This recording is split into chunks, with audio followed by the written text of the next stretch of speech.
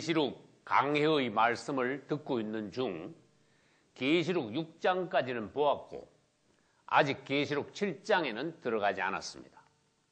여기서 우리는 지난주에 이어서 이방인의 때의 끝부분, 즉 다시 말해서 마지막 한일의 직전에 일어날 일들에 관하여 보기로 하겠습니다.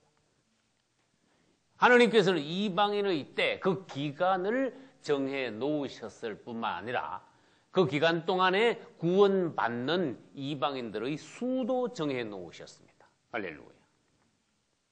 그럼 지금 우리는 어느 시대에 살고 있습니까? 이방인의 때 중에서도 끝부분에 살고 있습니다. 그것은 다시 말해서 곧 있으면 이제 우리 이방인들의 구원의 시대는 끝나고 세상 끝에 있는 7년인 마지막 한 일의 시대가 곧 오게 된다는 것입니다. 도표를 보기로 하겠습니다. 하나님께서는 세상 끝에 이방인의 때를 두셨습니다. 이방인의 때가 끝나면 아까 말씀드린 대로 세상 끝에 하나님께서 또한 특별히 정하신 7년 마지막 한일의 시대가 옴으로써 세상은 끝나게 된다는 것입니다. 질문합니다. 이방인의 때가 끝나고 마지막 한일회가 오려면 어떠한 사건이 있어야 이방인의 때가 끝나고 마지막 한일회가 오게 됩니까? 우리는 성경에서 큰 역사가 일어남으로써 시대가 바뀌게 된다는 것을 알아야 합니다. 예수 그리스도께서 2000년 전에 오심으로써 구약시대가 끝나고 신약시대가 오게 된 것입니다. 할렐루야. 그분이 십자가를 지시고 부활 성천하심으로써 이방인의 때가 또한 시작이 된 것입니다. 성경에서 특별한 사건은 시대를 나누는 분기점이 됩니다. 그럼 아까 질문드린 건 무엇입니까? 이방인의 때는 언제 끝나며 마지막 한일에는 언제 시작됩니까? 그것도 큰 사건이 일어나야 된다는 것입니다. 장차 적그리스도가 출현하게 될 것입니다. 이 적그리스도가 출현하면은 이스라엘 등과 7년 죄악을 맺게 될 것입니다. 그날이 바로 이방인의 때가 끝나고 마지막 한일회가 시작되는 날이라는 것입니다. 우리는 앞으로 일어날 사건들에 관하여 성경과 연관지어서 시대를 분별할 수 있어야 합니다. 때를 분별할 수 있어야 합니다. 하나님께서 알려주시는 마지막 때의 비밀에 관하여서 성령 안에서 우리가 깨닫고 대비할 수 있어야 합니다. 할렐루야. 2000년 전 예수 그리스도의 제자들은 주님께 좋은 질문을 했습니다. 마태복음 24장 3절에서는 주의 임하심과 세상 끝에는 어떤 징조가 있겠습니까? 하고 제자들이 물었습니다. 그 제자들의 좋은 질문에 주님께서는 대답하신 후에 24장 끝부분 25절에 가서 보라, 내가 너희에게 미리 말하였노라. 앞으로 될 일에 관하여, 마지막 때의 징조에 관하여, 주의 임하심과 세상 끝의 많은 징조들에 관하여 내가 너희들에게 미리 말하였노라. 과연 우리는 어느 시대에 살고 있으며 장차 어떤 일들을 통하여 어떤 사건들이 있은 후에 그분이 오시게 되는가? 우리는 그 사건마다 사건의 마디들마다 어떻게 대비해야 하는가? 주님이 우리에게 알려주신 것은 알아야 합니다. 할렐루야. 주제 넘게 우리가 주님이 가르쳐주시지 않은 것까지도 짚어서 상상하여 곁길로 나가다 보면은 이단이 생기기가 쉽습니다. 그러나 주님이 말씀하신 것은 알아야 합니다. 할렐루야. 보라, 내가 너희에게 다 말하였노라. 다시 말합니다. 지금은 어느 때입니까? 이방인의 때의 끝부분입니다. 앞으로 특별한 일이 계속 일어나면서 적그리스도의 출현과 더불어 마지막 한일회가 올 것입니다. 그 전에 우리는 무엇을 보아야 합니까? 이방인의 때의 끝을 알리는 역사적인 여러 사건들에 관하여 알아야 합니다.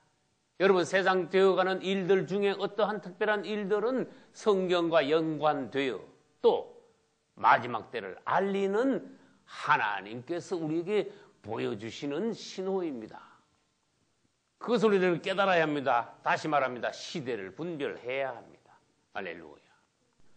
이스라엘 국가가 언제 망했습니까? BC 586년 느부갓네살 왕, 즉 바벨론의 느부갓네살 왕에 의하여서 이스라엘 나라가 멸망당했습니다. 그때부터 사실 유대인들은 전 세계를 떠돌기 시작했습니다.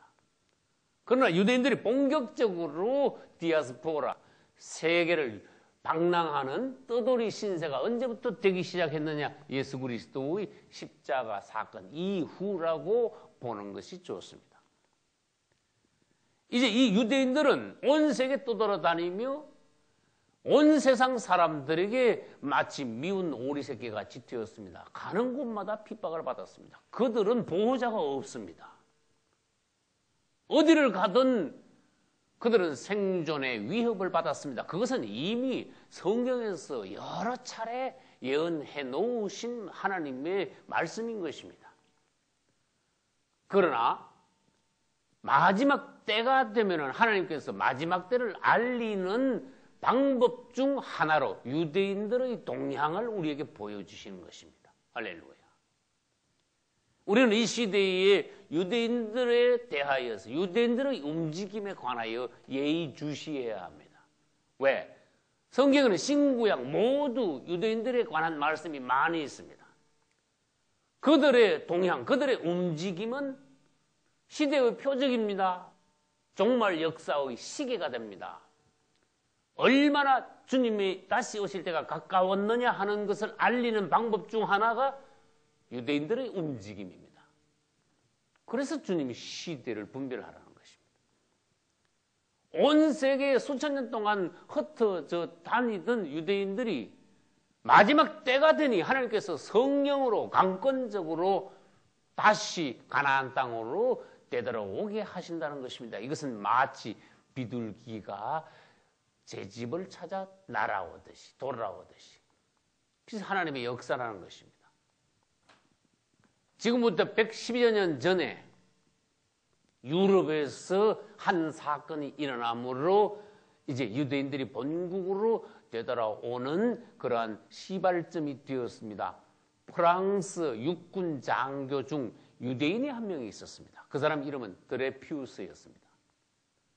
근데 그 당시는 프랑스하고 독일하고 사이에 전쟁이 있는 시기였습니다. 그런데 간첩 사건이 일어났는데 아무 연고도 없는 유대인이라는 이유 하나 때문에 드레푸스가 억울하게 누명을 썼습니다. 간첩 누명을 써서 그는 사람들이 많은 연병장에서 앞에 불려 나와 장교 복장, 장교 계급을 떡기우고 육군 장교의 계급을 박탈당하고 육군에서 쫓겨나 버렸습니다. 아무도 그 사람에 대해서 변호해 줄 사람이 없었습니다. 그는 유대인이었습니다. 그때 오스트리아 출신 또 유대인 신문 기자 한 사람이 있었습니다. 그 사람 이름은 데오도르 헤르즐이었습니다. 이 사람은 같은 유대인 출신 드레피우스에 관하여서 취재하기 위하여서 다방면으로 뛰었습니다. 그러던 중 같은 유대인으로서 마음이 아팠습니다. 우리가 유대인이 되어 이렇게 온 세상에 떠돌아 다니다 보니 이렇게 무시당하는구나, 멸시를 당하는구나. 우리가 이제 그냥 있을 수가 없다. 이제 우리 하나님께서 주신 본토 가나안 땅에다가 다시 유대 국가를 건설하는 운동을 시작해야 되겠다. 그것도 하나님이 주신 마음입니다. 할렐루야. 그는 1897년에 온 세계에 흩어져 있는 유대인들 중에 유대인들은 온 세계에 흩어져 있어도 조직이 잘 되어 있습니다. 협력이 서로 잘 됩니다. 어디 가든지 서로 자신들의 생존을 위하여 유대인들끼리는 협조가 잘 됩니다. 단합이 잘 되어 있단 말이에요. 전 세계 유대인들 대표를 모았는데 197명이 스위스 바젤이라는 도시에 모여서 제1차 시오니스트 대회라는 대회를 열었습니다. 여기서 무슨 용어가 나오는가 하면 시오니즘이라는 용어가 나옵니다. 또 본국으로 돌아가자, 가나안 땅으로 돌아가서 우리 유대 국가를 건설하자. 이거 시온 운동이라고 합니다. 그 운동을 주도하는 유대인 지도자들을 시오니스트라고 합니다. 그 중에 지도자가 아까 말씀드린 데오도르 헤르즐이. 결국 이 데오도르 헤르즐은 유대 국가 건설의 아버지라는 호칭을 얻게 되었어요. 아무튼 1897년 11월에 스위스 바젤에 전 세계에 흩어져 있는 유대인들 대표 197명이 모여서 제1차 시오니스트 대회를 하고 그들은 시온의정서라는 결의를 했어요. 우리가 가나안 땅에 유대 국가를 건설하자. 할렐루야. 이것도 하나님의 움직임입니다. 이것도 마지막 때가 되었으므로 성령의 역사인 것입니다. 그 뒤에 그들은 온 세계에 흩어진 유대인들에게 주지를 시켰습니다. 이제는 우리가 더 이상 기다릴 수 없다. 유대 국가 건설을 위하여 총력을 기울이자. 할렐루야. 그러던 중 세계 제1차 대전이 일어난 것입니다. 그 다음에 2차 대전이 일어난 것입니다. 그리고 결론을 말하면 1948년에 이스라엘이 마침 독립하게 된 것입니다. 할렐루야. 데오도르 헤르즐이 시온 운동을 시작하고 약 50년 뒤에 이스라엘은 독립했습니다. 하나님의 역사입니다. 근데 여기 도표 중에 세계 1, 2차 대전을 여기다 왜 기록해 놨습니까? 이 세계 1, 2차 대전이 이스라엘의 독립을 촉진시키는 촉진제가 되었습니다. 결국은 그렇게 되었습니다. 이 도표에서 예수 그리스도께서 십자가 지시고 부활 성천하시고 난 뒤에 1, 2차 세계대전까지는 이 기간이 약 1900년이나 됩니다. 지금 칸이 없어서 도면이 지금 좁아서 69일에와 1, 2차 대전 사이는 1900년이지만 1, 2차 대전부터 적그리스도 출현까지는 100년이냐 100년 밖에 안 되는 거예요.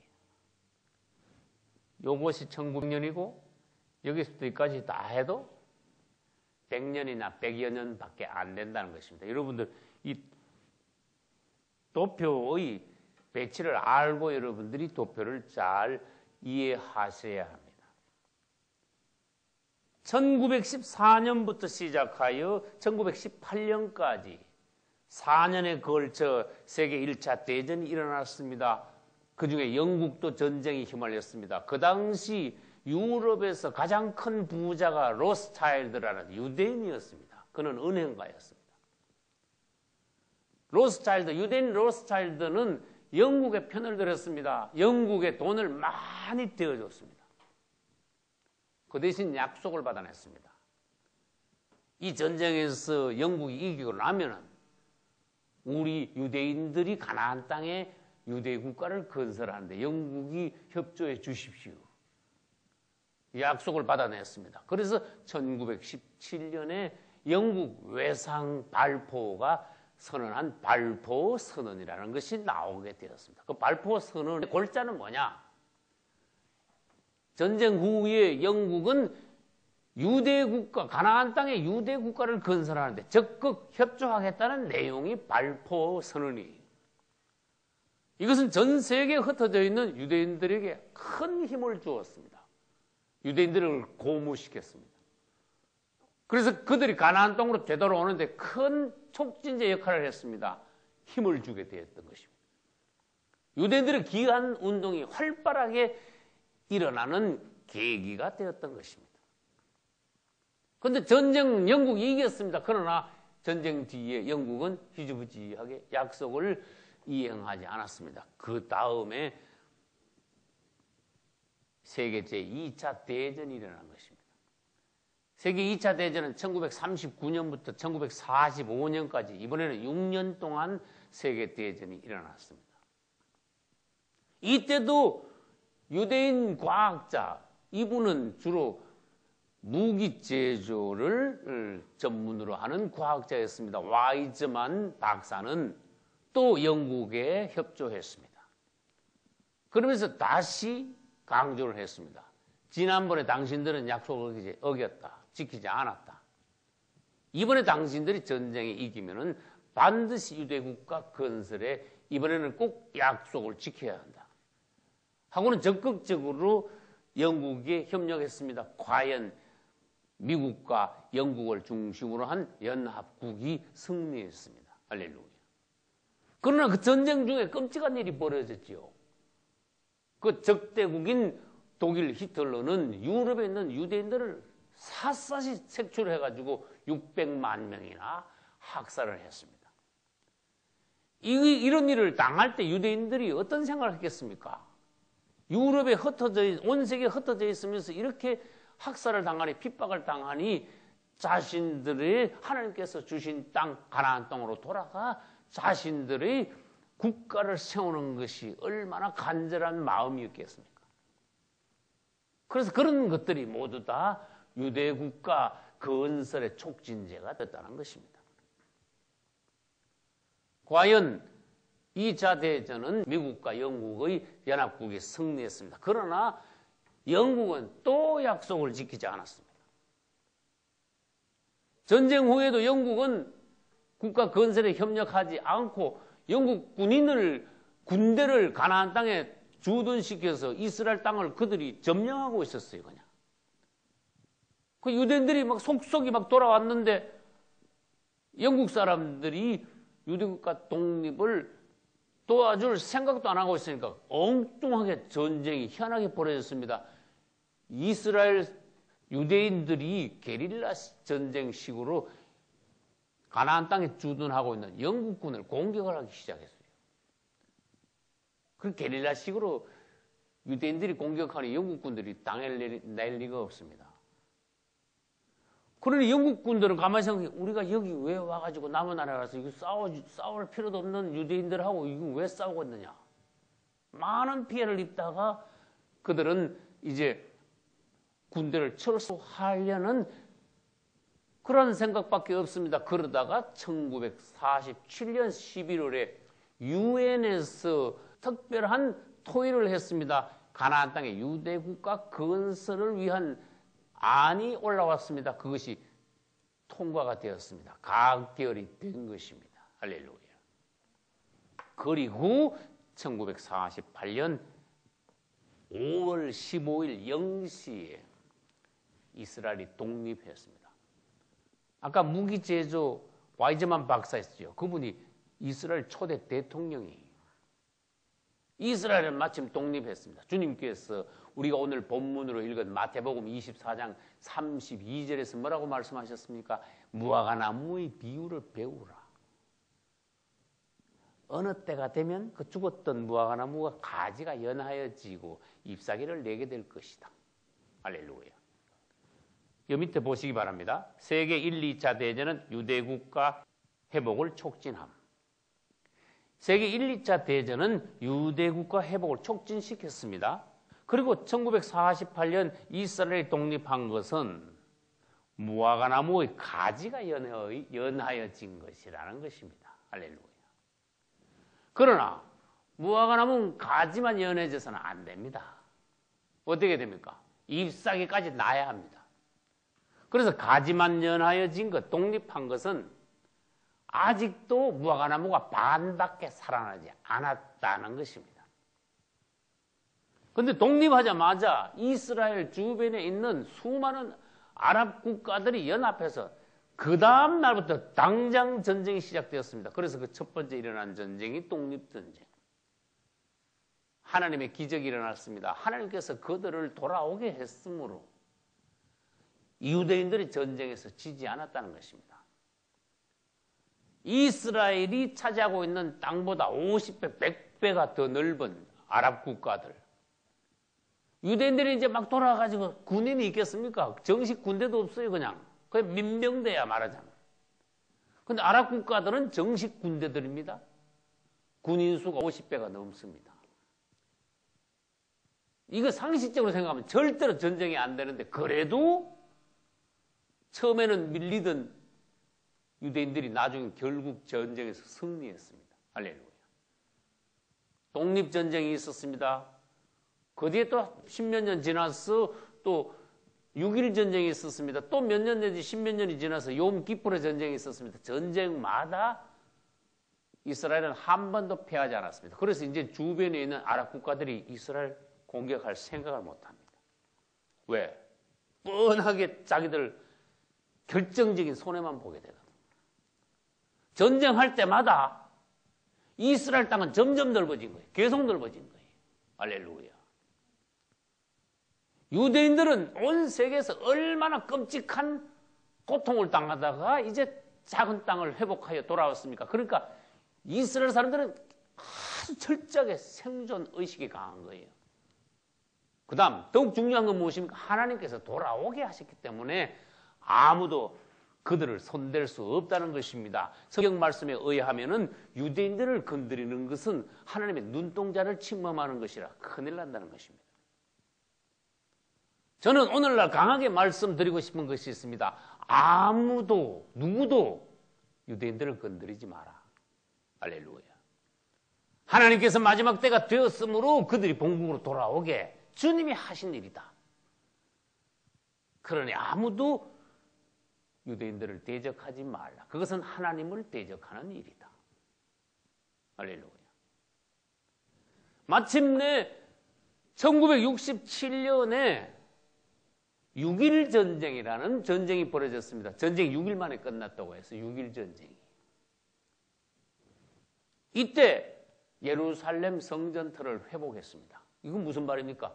이스라엘이 독립하기는 독립했었어도 실제로 이스라엘의 제일 중요한 도시가 됩니까? 예루살렘 아닙니까? 근데 처음에 독립했을 때는 예루살렘도 차지하지 못했어요. 예루살렘 외에 서쪽에 다른 땅 조금 차지하고 있었는데 67년 전쟁에서 드디어 예루살렘을 탈환했습니다. 회복했습니다. 성전터를 회복하게 된 것입니다. 이것이야말로 무엇입니까? 1967년 예루살렘 성전터를 회복한 것은 무화과나무의 잎사귀가 난 것이다. 할렐루야. 이제 무화과나무의 비유를 배우라. 어떻게 됐습니까? 가지가 연하여 지고 잎사귀까지 났으므로 무화과나무는 완전히 살아난 것이 된 것입니다. 주님을 찬양합니다. 이것이 무엇입니까? 역사적으로 하나님께서 유대인들의 동향을 움직임을 통하여서 정말 마지막 때가 되었다는 것을 주님이 보여주셨다는 것입니다. 할렐루야. 이제 여기서 도표에 특별한 그림이 있습니다. 이스라엘 독립과 예루살렘 회복은 무화과나무가 소생한 것입니다. 이때부터 시작하여 적그리스도가 나타나고 예수 그리스도가 바로 오십니다. 주님께서 다시 오시는 이때까지를 마태복음 24장 끝부분에서는 한 세대라고 말씀하셨습니다. 마태복음 24장 32절로 34절에는 이 세대가 지나가기 전에 이 일이 다 이루리라. 세상이 끝나리라. 이 일이 다 이루리라는 것은 앞부분에 여러분들이 잘 읽어보셔야 합니다. 주님의 다시 오심에 관한 일. 할렐루야. 우리는 잘 보아야 합니다. 1967년에 완전히 이제 무화과나무가 소생하였습니다. 이때부터 한 세대. 그래서 성경학자들마다 한 세대를 누구는 30년, 누구는 40년, 누구는 50년, 누구는 60년, 누구는 100년까지 봅니다.